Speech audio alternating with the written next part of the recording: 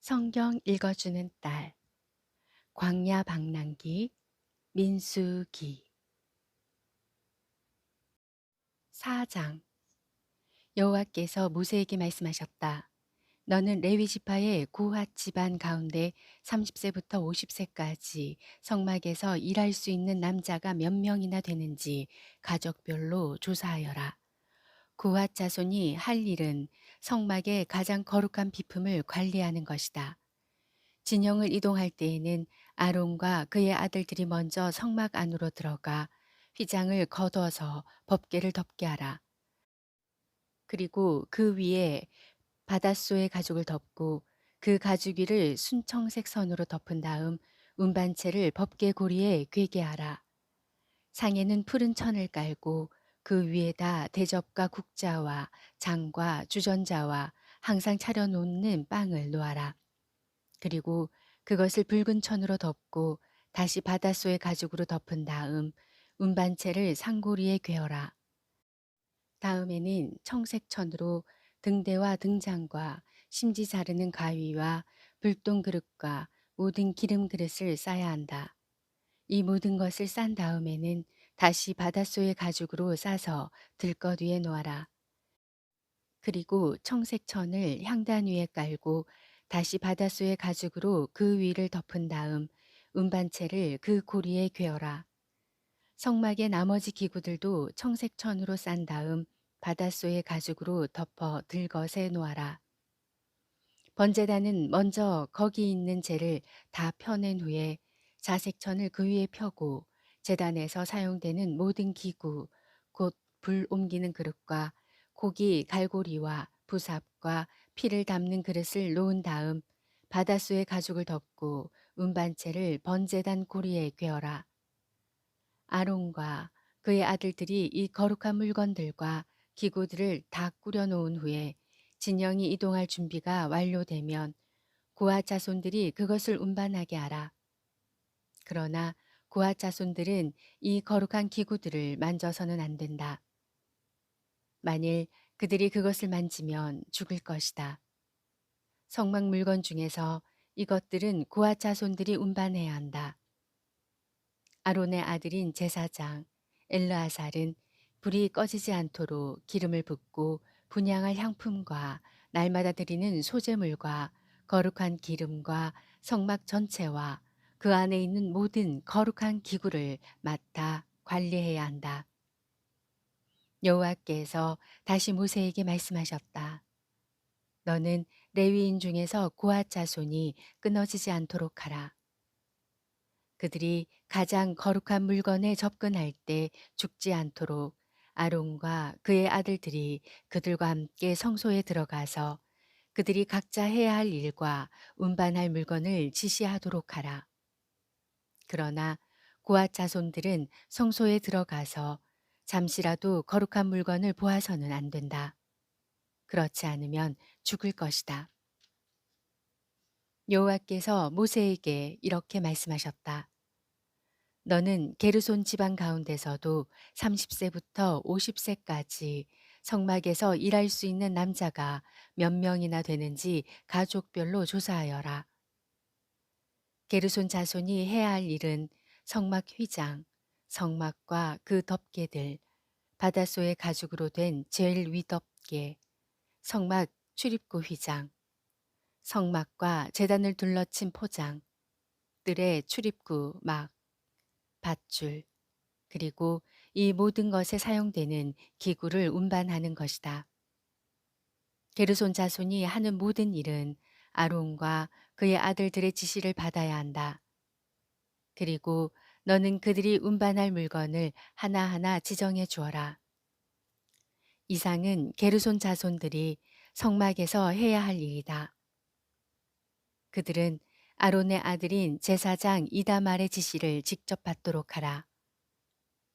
너는 무라리 지방 가운데서 30세부터 50세까지 성막에서 일할 수 있는 남자가 몇 명이나 되는지 가족별로 조사하여라. 무라리 자손이 해야 할 일은 성막 널판지, 가로대, 기둥과 그 받침들, 성막들 기둥과 그 받침, 말뚝과 줄, 그리고 이 모든 것에 사용되는 기구를 운반하는 일이다. 너는 그들에게 각자 운반할 물건을 지정해 주어라. 이상은 아론의 아들인 제사장 이다말의 지시를 받아 무라리 자손이 성막에서 해야 할 일이다. 모세와 아론과 다른 지도자들은 여호와의 명령에 따라 고앗 자손과 게르손 자손과 무라리 자손 가운데 30세부터 50세까지 성막에서 일할 수 있는 남자들을 각 지방과 가족 단위로 조사했는데 그들이 조사한 것을 보면 고앗 자손 가운데 2,750명, 게르손 자손 가운데 2,630명, 무라리 자손 가운데 3,200명, 모두 8,580명이었다. 이와 같이 모세는 여호와의 명령에 따라 그들을 조사하여 각자 해야 할 일과 운반할 물건을 정해 주었다. 5장 여호와께서 모세에게 말씀하셨다. 너는 이스라엘 백성에게 명령하여 모든 문둥병자와 유출병 있는 자와 시체를 만져 부정하게 된 자들을 진영 밖으로 내보내도록 하라. 너는 남자든 여자든 그런 자들을 다 진영 밖으로 내보내 내가 머물고 있는 진영을 더럽히지 않도록 하라. 그래서 이스라엘 백성은 여호와께서 모세에게 명령하신 대로 그들을 모두 진영 밖으로 내보냈다. 여호와께서는 이스라엘 백성에게 이렇게 전하라고 모세에게 말씀하셨다. 어떤 남자나 여자가 남에게 피해를 입혀 나 여호와에게 신실하지 못하면 그 사람은 죄를 범하였으므로 그 죄를 고백하고 그 피해에게 5분의 1을 더하여 피해자에게 배상하라. 그러나 만일 그 피해자가 죽었을 경우 배상금을 받을 가까운 친척이 없으면 그것은 나 여호와의 것이므로 그 사람의 죄를 씻을 속죄의 순양과 함께 제사장에게 바쳐야 한다. 이스라엘 백성이 나 여호와에게 드리려고 제사장에게 가져오는 모든 거룩한 예물은 제사장의 것이니 제사장이 갖도록 하여라. 여호와께서는 이스라엘 백성에게 이렇게 전하라고 모세에게 말씀하셨다. 만일 어떤 사람의 아내가 간음하여 남편에게 탈로 되지 않고 증인도 없으며 현장에서 잡히지도 않았지만 남편이 아내의 부정을 의심하거나 또 아내가 몸을 더럽히지 않았어도 그녀에 대하여 의심이 생기면 남편은 아내를 제사장에게 데리고 가서 그녀를 위해 보리가루 2.2리터를 바쳐야 한다. 그러나 그 보리가루에 기름을 붓거나 유향을 넣어서는 안 된다. 이것은 의심하는 남편이 사실을 밝히려고 드리는 예물이기 때문이다. 제사장은 그 여자를 가까이 오게 하여 나 여호와 앞에 세우고 토기에 거룩한 물을 담아 거기에 성막 바닥에 티끌을 집어넣어라. 그리고 그 여자의 머리를 풀게 한 후 그 예물을 손에 들게 하고 제사장은 저주를 불러일으킬 쓴물을 들고 그녀에게 맹세하게 한 다음 이렇게 말하여라. 만일 당신이 간음하지 않았으면 저주를 불러일으킬 이 쓴물로 해를 입지 않을 것입니다. 그러나 만일 당신이 간음하였으면 저주를 불러일으킬 이 물이 당신의 몸에 들어가 배가 부어오르고 당신의 하체가 썩어 문드러질 것입니다. 그러면 그 여자는 예, 그렇게 되게 하십시오 하고 말해야 한다. 그런 후에 제사장은 이 저주의 말을 두루마리에 기록하여 그것을 쓴물에 빨아 그 물을 그 여자에게 마시게 하라.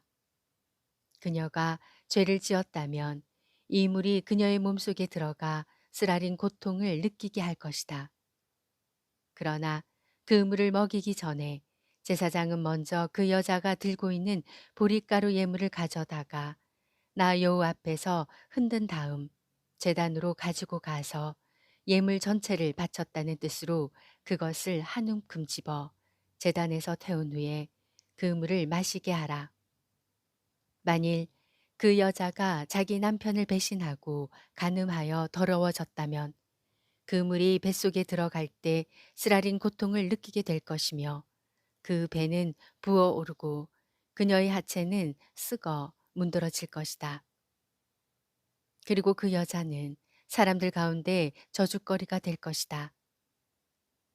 그러나 그 여자가 자신을 더럽히지 않았고 순결하다면 아무런 해도 입지 않을 것이며 그녀는 임신할 수 있을 것이다.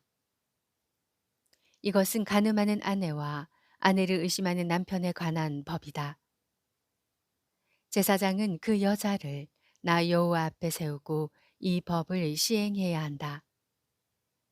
이런 경우에 남편에게는 아무 잘못이 없지만 아내에게 죄가 있으면 그녀는 그 죄의 대가를 받아야 할 것이다.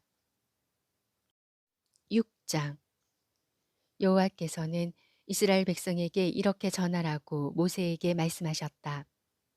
남자든 여자든 나시린이 되겠다는 특별한 서약을 하여 나 여호와에게 헌신하려고 하는 사람은 포도주와 독주를 삼가고 포도주나 독주로 만든 초를 마시지 말며 포도즙도 마시지 말고 생포도나 건포도도 먹어서는 안 된다.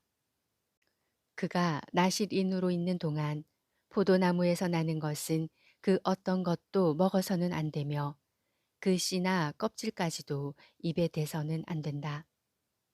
그 서약 기간에 그는 나 여호와에게 거룩해야 하므로 그 기간이 끝날 때까지 머리를 깎지 말고 길러야 한다. 자기 몸을 나 여호와에게 바쳐 헌신하는 이 기간에는 시체에 가까이 가지 말아라. 자기 부모나 형제 자매가 죽었을지라도 몸을 더럽혀서는 안 된다. 이것은 자기 몸을 구별하여 나 하나님에게 바쳤다는 표가 그 머리에 있기 때문이다. 그 서약 기간에 그는 나 여호와에게 거룩히 구별된 자이다. 만일 어떤 사람이 나실인 곁에서 갑자기 죽어 그 나실인의 머리를 더럽혔으면 그 나실인은 그가 정결하게 되는 날, 곧 7일째 되는 날에 더럽혀진 머리를 깎고 8일째 되는 날에 산비둘기 2마리나 집비둘기 2마리를 성막 입구에 가지고 가서 제사장에게 주어야 한다. 그러면 제사장은 그 중에서 한 마리는 속죄 제물로 다른 한 마리는 번제물로 드려 시체로 부정하게 된 그를 위해 속죄하여 그날로 그의 머리를 정결하게 해야 한다. 나시리는 다시 자기 몸을 구별하여 나 여호와에게 바치고 허물을 속하는 속건 제물로 1년 된 순양 한 마리를 바쳐야 한다. 거룩하게 구별된 그의 몸이 그 서약 기간에 더럽혀졌으므로 그가 지금까지 지켜온 날들은 무효이다. 나시린의 서약 기간이 끝났을 때의 규정은 이렇다.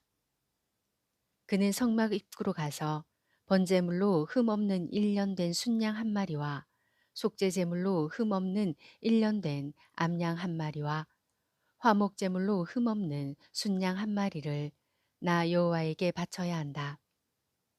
그리고 누룩을 넣지 않은 빵 한 광주리와 감람 기름을 고운 밀가루에 섞어서 만든 과자와 누룩을 넣지 말고 기름만 바른 얇은 과자와 곡식으로 드리는 소제물과 포도주로 드리는 전제물도 함께 바쳐야 한다.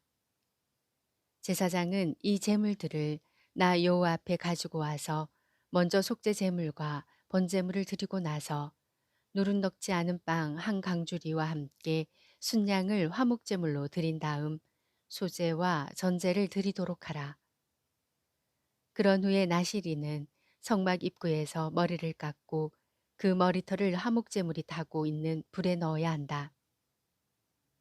나시린이 머리를 깎고 나면 제사장은 삶은 순양의 앞다리 부분과 누룩을 넣지 않은 과자와 얇은 과자를 하나씩 가져다가 그 나시린의 두 손에 얹어놓고 그것들을 나 여호와 앞에서 흔들어 요제로 바쳐라. 흔들어 바친 제물의 가슴과 들어 올려 바친 넓적다리와 함께 이것들도 거룩함으로 제사장의 몫이다. 그 후에는 나시린이 포도주를 마셔도 된다. 이상은 나시린의 서약 기간이 끝났을 때 나 여호와에게 예물을 드리는 규정이다.